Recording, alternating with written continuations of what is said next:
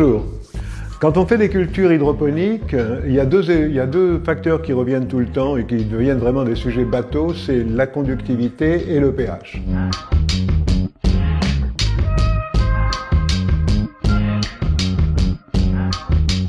Qu'est-ce que c'est que l'électroconductivité? Comme son nom l'indique, c'est conduire l'électricité.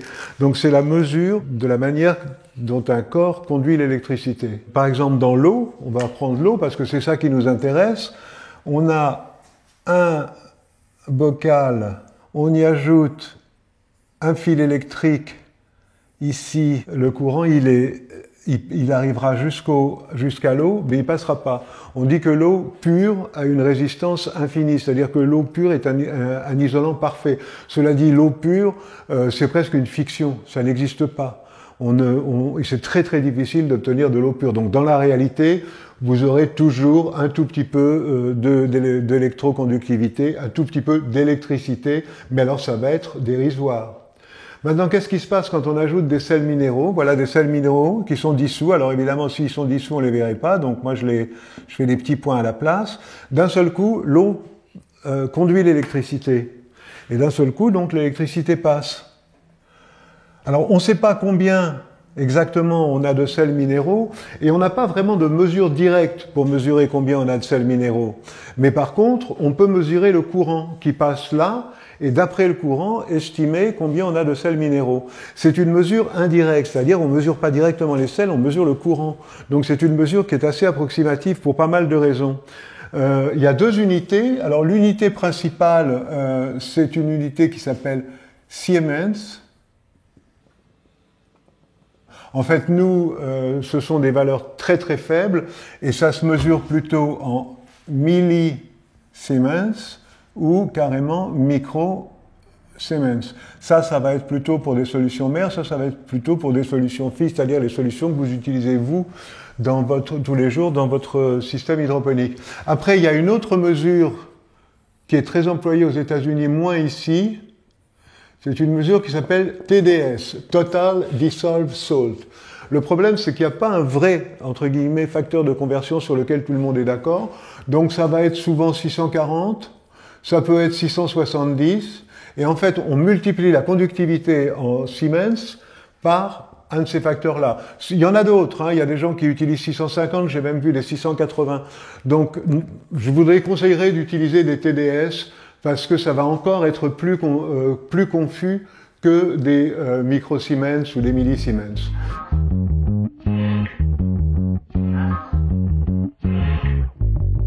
Pour le pH, on peut s'en sortir avec des petites bandes colorées ou ce que nous on fabrique, les petits testeurs colorés, ça coûte rien et c'est super précis. Pour la conductivité, on n'a pas le choix, il faut un lecteur. Bon, celui-là est un petit peu sophistiqué, mais il y a des petits lecteurs qui coûtent pas si cher que ça. Aujourd'hui, c'est devenu de plus en plus populaire. Voilà, donc ça c'est de l'eau du robinet, par exemple. Vous allez voir que l'eau du robinet, elle est jamais complètement à zéro. Ça va mettre un petit temps parce que la mesure se fait en fonction de la température. Là, on a 17,6 degrés et on a une conductivité de 0,247. Voilà, donc on est à 0,25. On va y rajouter, par exemple, 5 millilitres de cet engrais. Vous savez, notre classique Floraceri qui maintenant est devenu Tripart. La conductivité va avoir augmenté et elle aura augmenté en fonction de la concentration du produit qu'on a mis dedans. Encore une fois, on ne sait pas ce qu'on a comme sel. Ça, c'est un des gros problèmes de la conductivité, c'est qu'on ne sait pas du tout ce qu'on a comme sel. Ça pourrait être du sel de table qui nous sert strictement à rien pour les plantes, mais on aura toujours une conductivité, mais on ne saura toujours pas ce qu'on a dedans. Et en plus, certains ions donnent plus d'électricité que d'autres, donc c'est pas toujours très très précis. Là, maintenant que la température a été à peu près stabilisée à 17,3 degrés, la machine devrait se stabiliser beaucoup plus vite, 0,82. On a monté la conductivité de 0,57 quand on est parti donc de l'eau qui n'était pas pure. Voilà. Si on continue comme ça, on va avoir à peu près une croissance linéaire. on va avoir une croissance linéaire parce que notre eau est relativement propre. Dans des eaux un petit peu plus complexes, dans des eaux où il y a pas mal de carbonés ou des choses comme ça peut être complètement différent et il peut y avoir des interférences qui se font entre les sels qui font que même s'ils sont dissous, ils gardent une affinité les uns pour les autres, ils vont pas marquer autant sur le lecteur et du coup vous n'allez pas avoir quelque chose de linéaire. Mais bon, dans ce cas-là, je pense qu'avec cette eau-là, on aurait quelque chose de linéaire.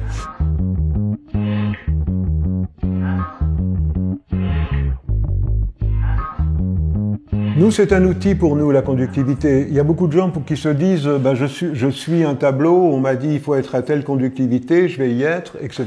Et c'est tout. Mais c'est beaucoup plus compliqué que ça. On peut utiliser la conductivité comme on peut utiliser le pH, comme on peut utiliser à peu près tous les paramètres de culture pour jouer sur la plante. Et un des phénomènes les plus importants et qui donc ont une importance considérable au niveau de la conductivité, c'est l'osmose. On a un deuxième récipient là, qui est plus grand, dans lequel il y a celui-là. Et l'eau est relativement à peu près en équilibre. Elle n'est pas tout à fait en équilibre d'ailleurs, mais bon, pour le dessin, on va dire qu'elle est en équilibre. On a un récipient dans un récipient, et ça, c'est une membrane semi-poreuse. C'est une vraie membrane, ça garde les choses séparées, mais c'est semi-poreux, donc des sels des sous peuvent passer à travers, ok? Qu'est-ce qui se passe? Là, on a un certain nombre de sels. On a aussi un certain nombre de sels ici, autour. Si vous imaginez que ça, c'est une racine, on va en faire une racine.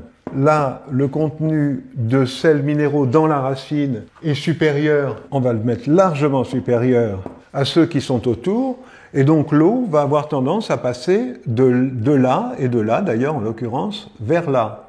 Elle va aller là où il y a le plus de sel, c'est-à-dire où il y a le plus de sel, c'est-à-dire où il y a le moins d'eau. Qu'est-ce qui se passe si j'ai 20 ions dissous, on va dire, dans ma racine, et seulement 7 autour, dans la solution nutritive? Forcément, l'eau va aller de là vers là. Donc ça va faciliter pour la racine l'accès à l'eau, et ça va permettre par entraînement, c'est pas le cas de tous les ions, mais ça va permettre par entraînement de faire rentrer pas mal d'ions. Il va y avoir vraiment une diffusion de l'eau de là vers la racine.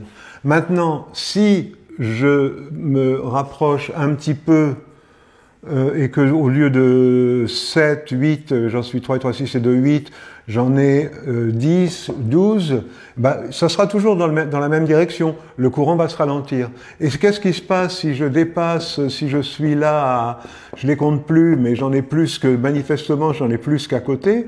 Si j'en ai plus que là, l'eau, elle va sortir de la racine pour aller à l'extérieur vers le milieu. Résultat, vous pouvez complètement assécher, tuer une plante d'ailleurs, en augmentant considérablement la conductivité. Ce que ça veut dire pour nous dans la pratique, c'est qu'on ne va pas avoir la même conductivité en été et en hiver. Pourquoi?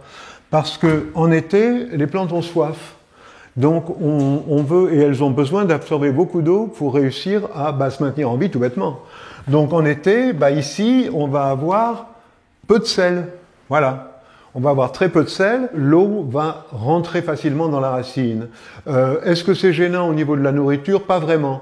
Parce que ce courant va favoriser les ions ici, qui vont à rentrer dans la racine, ce qui fait que même si il y en a moins en solution, il y en aura toujours assez pour la plante. Donc l'été, si normalement, par exemple, on va parler de tomates, si en hiver je peux être à une conductivité de 2,4 pour des tomates, en été je serai à 1,6. Et l'hiver on inverse le phénomène. Mais comme il y a beaucoup moins d'appels d'eau, il y a beaucoup moins de demandes en eau, il y a beaucoup moins de circulation, et donc on peut se permettre là de remettre pas mal d'ions. Il faut quand même pas en mettre plus, il faut quand même qu'il y en ait toujours plus ici. On peut se permettre de remettre pas mal d'ions, il y aura moins de courant, le courant va être beaucoup plus faible, mais la plante aura à sa disposition tous les ions dont elle aura besoin, et elle ne souffrira pas de stress hydrique, parce que là-haut, en haut ici, là où l'eau s'évapore, il y a beaucoup moins de demandes. La demande, elle est énorme. Là, on était une tomate, encore une fois, pour revenir sur une tomate, elle peut boire 5 litres dans la journée, même plus, hein, par des grosses chaleurs. En hiver, bon, déjà, il n'y a pas de tomate en hiver, mais par temps froid, en automne ou quelque chose comme ça, de 5 à 7 litres, on va passer à 3 litres. Donc, nous, il faut qu'on joue avec cette conductivité pour l'adapter à la saison. C'est super important. Ça, c'est quelque chose que beaucoup de gens ne font pas. Nous, on donne des tableaux d'application. Ces tableaux d'application, c'est une base, c'est une idée de la bande dans laquelle ça peut marcher.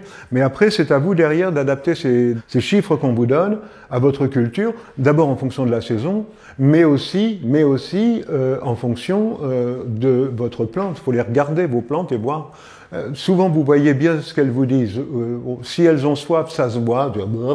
Et si elles ont faim, ça se voit aussi. Seulement, quand ça se voit, ça commence à être un petit peu tard. Et en général, il faut s'en occuper avant.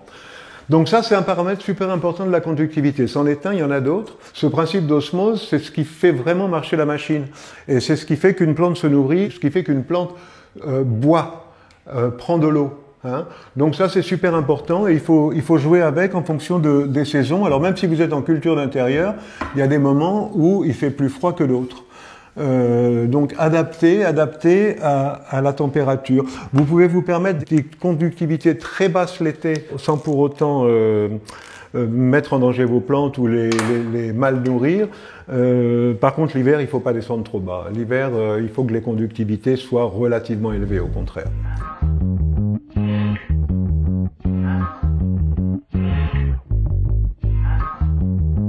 Il y a une autre chose, je vous ai dit que c'était un outil qui peut jouer sur la morphologie. Bah oui, en principe, vous voyez, quand on démarre des plantes ou des jeunes plantes, on doit recommander, ou sur du bouturage, on doit recommander quelque chose comme ça, du 0,4 sur de l'eau pure, ou si vous démarrez d'eau distillée. Si vous démarrez avec de l'eau du robinet, vous serez plus facilement à 0,6. Mais par contre, une fois que vos plantes sont enracinées, quand vous commencez à monter, en principe, on vous dit, je pense que dès qu'il y a un petit peu des racines, bon, une conductivité de 1. Mais qu'est-ce qui se passe si au lieu d'une conductivité de 1, vous mettez une conductivité de 1,4, on va dire?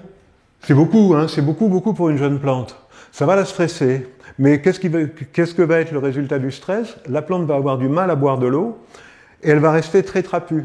Donc on peut jouer, au début de la vie de la plante, on peut jouer sur sa morphologie en faisant des conductivités complètement aberrantes. Il ne faut pas le faire trop longtemps non plus, mais par exemple quand vous n'avez pas beaucoup d'espace vertical ou vous voulez garder des petites plantes bien trapues, bien tassées, eh ben on peut se permettre de passer directement on va dire de 0,6 à... faut y aller doucement, à 1,4, bien avant le moment où ça aurait été nécessaire, d'après les tableaux et d'après ce que tout le monde conseille. C'est pas des choses à faire quand vous êtes débutant, c'est des choses à faire quand vous connaissez vos plantes et que vous savez à peu près ce qu'elles peuvent prendre.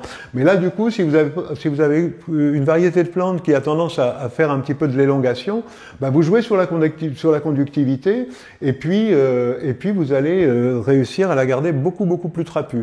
Ça, c'est une des manières de la garder trapue. La deuxième, c'est de jouer sur la nutrition. C'est un autre sujet, on en reparlera une autre fois. Pendant la suite de votre culture, là, vous êtes passé à travers la première phase. Vous êtes resté à 1,4 pas trop longtemps. Hein, attention, vous pouvez redescendre, pas trop stresser la plante non plus. Faut pas la tuer. Vous redescendez un petit peu. Si elle peut prendre que 1 ou 1,2, vous redescendez. Et après, pendant votre culture, pendant tout le temps de votre culture, la conductivité que vous allez utiliser va guider, dominer, être le facteur dominant de l'absorption d'eau. Ça veut dire que plus votre conductivité est basse, plus vous allez dépenser d'eau. Plus votre conductivité est élevée, moins vous allez dépenser d'eau. C'est pour ça que quand les gens nous demandent souvent combien je vais dépenser d'eau pour une culture, combien je vais dépenser d'engrais pour une culture, on n'a pas la réponse. Parce que la réponse, ça dépend vraiment de à quelle conductivité vous menez votre culture. Moins vous serez élevé en conductivité, plus vous allez boire d'eau. Et souvent, l'été, les plantes absorbent énormément d'eau parce que justement, on leur donne une conductivité très basse, alors qu'aux intersaisons, printemps, automne, les plantes boivent énormément moins et là, on remonte beaucoup la conductivité. En fin de vie, vous pouvez de nouveau jouer. Alors donc là, vous allez jouer sur la morphologie parce qu'en fait, moins vous aurez de conductivité, plus la plante va avoir tendance, elle va boire de l'eau, mais elle va aussi pousser, elle va s'allonger un petit peu. Pareil, si vous voulez qu'elle ne s'allonge pas, il faut continuer à rester à des conductivités un petit peu au-dessus de la normale. C'est-à-dire qu'une plante qui pourrait prendre un 6, il faut la mettre à un 8, à un 9, à 2, quelque chose comme ça. Une plante, en général, en fin de vie, vous êtes de 1,8, ce qui est un peu bas, mais dans nos systèmes, on a des conductivités assez faibles parce qu'on a une grosse circulation et beaucoup de contacts entre les racines et le milieu nutritif. Donc nous, on est sur des conductivités un petit peu plus basses que des gens qui seraient, par exemple, en laine de roche ou des choses comme ça, où les conductivités sont beaucoup plus élevées. Bref, en fin de vie, vers la fin de la culture, vers la floraison, la fructification, les plantes oscillent entre 1,8 et 2,2. Si, à ce moment-là, vous utilisez un produit tel que, par exemple, notre ancien Ripen, qui s'appelle aujourd'hui Final Part, et qui donne à la plante tout ce qu'il lui faut pour nourrir sa floraison et sa fructification, et si vous l'utilisez pour remonter la conductivité, au lieu d'être à 2,2, vous allez à 2,6, vous allez à 2,8, en faisant attention quand même à ne pas la tuer tout de suite. Donc, non seulement vous remontez votre conductivité, mais vous lui donnez exactement ce dont elle a besoin pour finir sa vie. Et le fait que vous fassiez ça, ça va lui représenter un stress. Et ce stress va l'aider à faire plus de métabolites secondaires, c'est-à-dire plus de parfums, plus de goût, plus de vitamines, plus de sels minéraux, pas plus de sels minéraux, pardon, plus de vitamines. Quels que soient les principes secondaires, si c'est des plantes médicinales, elles auront plus de principes actifs si vous avez ce processus à la fin. Après, ça va vous donner aussi des plantes qui sont plus faciles à sécher, qui ont un rapport poids frais, poids sec, qui sera un petit peu plus intéressant, c'est à peu près 20%, hein, poids sec, poids frais, c'est aux alentours, c'est entre 20 et 25%. Mais là, vous allez descendre à 25% et peut-être même un petit peu au-dessus. Voilà en gros à peu près ce qu'on peut dire sur la conductivité, mais pour résumer, sachez que c'est un outil. C'est pas juste quelque chose qu'on regarde et qu'on suit le tableau pour voir comment c'est marqué dessus et puis qu'on fait la même chose. On peut l'utiliser comme un outil. On peut l'utiliser pour changer la morphologie de la plante. On peut l'utiliser pour améliorer le rendement de la plante à la fin de sa vie. On peut l'utiliser pour garder la plante très trapue au début de sa vie. Et on peut contrôler, et ça c'est important aussi, la consommation d'eau. Qu'est-ce qui se passe au niveau de la conductivité quand on utilise un engrais organique? Alors, j'ai pas de quoi faire une comparaison tout à fait exacte, mais là, on va essayer deux produits qui sont quand même très proches en NPK. Celui-là fait 3,1,6 et celui-là fait 3,1,5. Bon. Sachant que c'est un minimum garanti et que je suis certainement plus proche de 6 que de 5 dans cette bouteille. On prend une eau de base, une eau de robinet, on mesure la conductivité. On peut dire qu'on est à 0,24, hein, en gros. Voilà, on est à 0,24. Ça va être le démarrage. On va mettre 6 millilitres, disons, de ce produit qui est le plus proche en NPK du produit organique.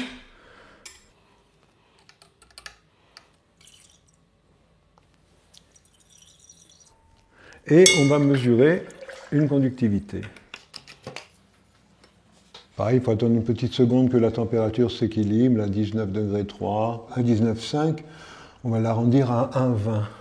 Donc d'une manière assez significative, pour 6 millilitres, on a gagné presque 1 point de conductivité. On va maintenant refaire la même chose. Là, j'avais exactement 1,5 litre d'eau. On va refaire la même chose avec 1,5 litre d'eau nouvelle qu'on va aller chercher. Voilà de l'eau la même, du même robinet, donc on est toujours reparti sur 0,24. Et maintenant, on va rajouter 6 millilitres d'un engrais organique qui a une composition, je ne vais pas dire que c'est exactement la même, mais elle est extraordinairement proche du produit gros minéral qu'on vient d'utiliser. On va faire la même chose, on va mettre 6 millilitres.